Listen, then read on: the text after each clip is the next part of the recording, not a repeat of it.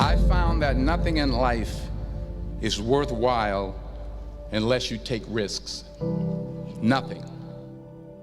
Nelson Mandela said, "There is no passion to be found playing small and settling for a life that's less than the one you're capable of living." Now, I'm sure in your experiences in school and applying to college and picking your major and deciding what you want to do with life, I'm sure people have told you to make sure you have something to fall back on. Make sure you got something to fall back on, honey. But I never understood that concept, having something to fall back on. If I'm going to fall, I don't want to fall back on anything. I want to fall forward. I figure at least this way I'll see what I'm going to hit. Without consistency, you'll never finish. So do what you feel passionate about. Take chances. Don't be afraid to fail. There's an old IQ test, was 9 dots, and you had to draw 5 lines with a pencil within these 9 dots without lifting the pencil. The only way to do it was to go outside the box. Don't be afraid to think outside the box. Don't be afraid to fail big, to dream big. But remember, dreams without goals are just dreams. Reggie Jackson struck out 2,600 times in his career, the most in the history of baseball. But you don't hear about the strikeouts. People remember the home runs. Fall forward. Thomas Edison conducted 1,000 failed experiments. Did you know that? I didn't know that. Because the 1,001st was the light bulb. Fall forward. Every failed experiment is one step closer to success. You've got to take risks, and I'm sure you've probably heard that before, but I want to talk to you about why that's so important. You will fail at some point in your life. Accept it. You will lose. You will embarrass yourself. You will suck at something. There's no doubt about it.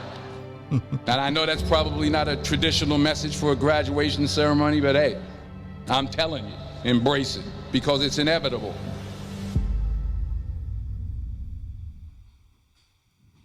In the acting business, you fail. Welcome to tonight's Past the Scope EDU version of Making Learning Addictive.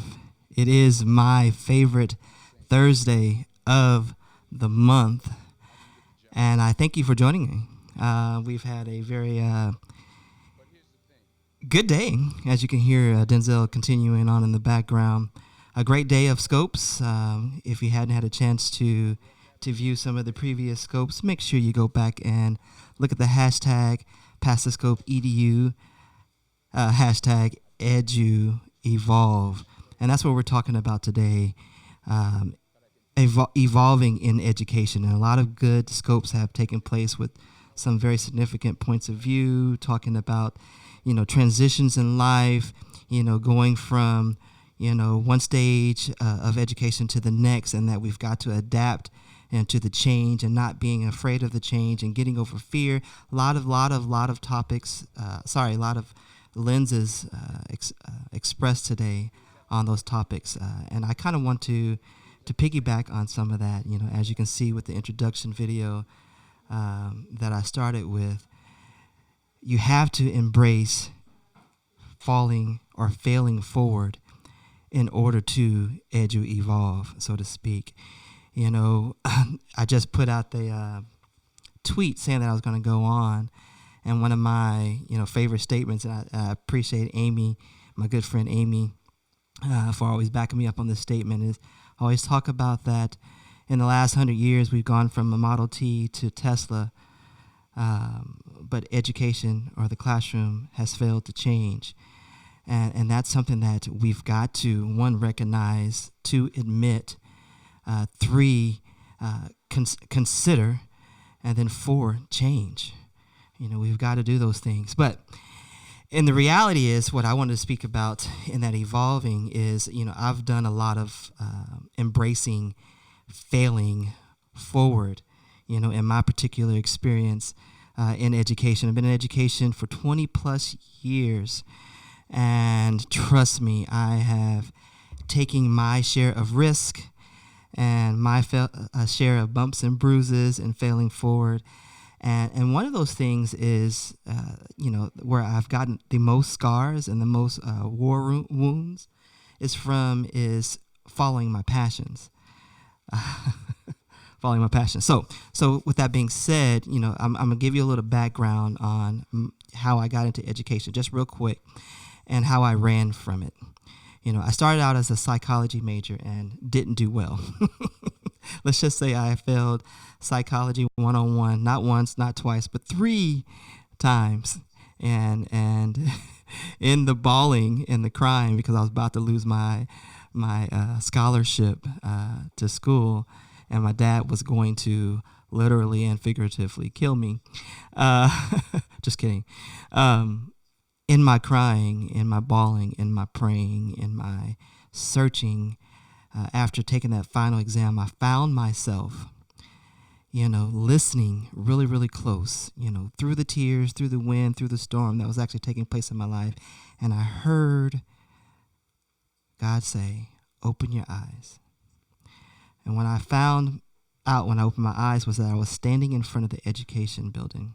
And what he told me was, as an educator, you are being proactive in the lives of these kids, but as a psychologist, you're being reactive, and I need you to get in front of the battle. And I was like, what? Okay, I heard that clearly. It could have been me, but who knows? Ended up changing my major, and here I am. But here's the thing, though. Before I actually stepped into classes for education, I dropped out of school and pursued a music career. I moved from the University of Missouri. I moved to Los Angeles, California, and I spent a year and a half pursuing what I considered a dream, music. And be honest with you, music has always been a part of my life. It was just intended to be a different part of my life, and I'm starting to use that now. So with that being said, I said I had a surprise for my group in Pastor Scope EDU. So what I want to do right now is play something for you that I just created, and I did this in about 45 minutes. But what I've learned is when it comes to my music, I sometimes have a tendency to not put it out for people to hear, only when I felt like I perfected it. Being a perfectionist is terrible, mainly because sometimes we value making it perfect so much that we forget that people want authenticity. And because we're afraid of the authenticity, because it's not perfect, we allow fear to create excuses in our lives for why we cannot do it. And I had to stop doing that. So I've done a song here recently. I just did this one today, and I'm trying to try this out as the new theme for Pastor Scope EDU. So I want you to be the first to hear it. So let me know what you think. And I appreciate your honesty when it actually comes up. If I can actually get it up. Let's see here. Where is it at? London. Where is it at? My daughter's in the background here. I can't see it anymore. My song, it's gone. Oh yeah, we're having a little technical difficulties here, but that's all good. Check it out. That's okay. Give me a second here. I'll go ahead and put it on here for you. There it is, right there. All right, so let me know what you think. I just threw this in GarageBand earlier today, right before I picked up my son. So let me know what you think. Every third Thursday of the month is stove. That's when the education peeps come to pass the scope, lending a voice and new perspective on a topic chosen by the collective, bringing relevant PD straight to you. So what do they call it? It's past the scope EDU coming to your life, causing a passion for learning to ignite. Amplify your voice and make learning thrive. All we do is pass the scope. BD, you come into your life, causing a passion for learning to ignite. From Thursday morning to Thursday night, all we do is pass the scope. What you think? Like I said, it was something I was messing with. I love music, but I'll be honest with you. Thanks, Brad. I'll be honest with you. Sometimes I hesitate putting that particular gift out there, but I know it's there. Many people know that I lead praise and worship, but I haven't let it be a part of this particular aspect of my life until, I had one student tell me, Mr. Smith, you're constantly telling us to go after our dreams, but when are you going to go after yours? She's currently a junior in Abilene Christian, right now, and I think about her often when it comes to me putting my faith over my fears and stepping out there and doing the things that I'm truly passionate about in order to truly be what I'm called to be. And what I'm called to be is many things. I'm an educator. I'm a husband. I'm a father. I'm a musician. I'm a singer. I'm a dreamer. I'm a writer. You're all these things where seeds have been planted within you, but it's up to you to stop making excuses and embracing the failing forward in order to cultivate those seeds and allow them to grow in what is intended to be. So anyway, just wanted to drop those things into you tonight. Hopefully, Valerie would end us out tonight for Past the Scope EDU. I know she's had a busy week. Like I said, it's my favorite Thursday of the month, so I appreciate everyone who has joined us today. Be sure to check us next month, October, the third Thursday. Like I said, every month. We would love to hear more voices. I love that Dan put that call to action out there. Many of you have stories to share and opinions and lenses and different perspectives, like the song was actually saying, that needs to be heard. I love that Brad was saying that he got hooked on this Past the Scope and decided to forget about those fears because he's got a story to tell and just shout it from the mountaintop. It doesn't matter, how many people hear. If you just get that one, like he said, you've done your role. So get out there, and that one will tell another, and that other will tell another, and it'll spread. But make sure that your objective for sharing is because you've been called to do so. And don't worry about the following. The following will come. It will come. Anyway, that's about it for me. I'm going to end it once again tonight by sharing a little bit of that song with you.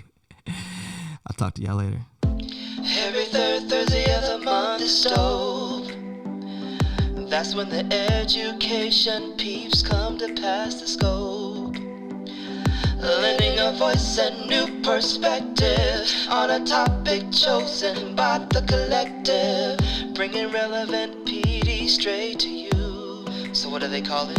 It's past the scope, PD, you come into your life, causing a passion for learning to ignite. Amplify your voice and make learning thrive.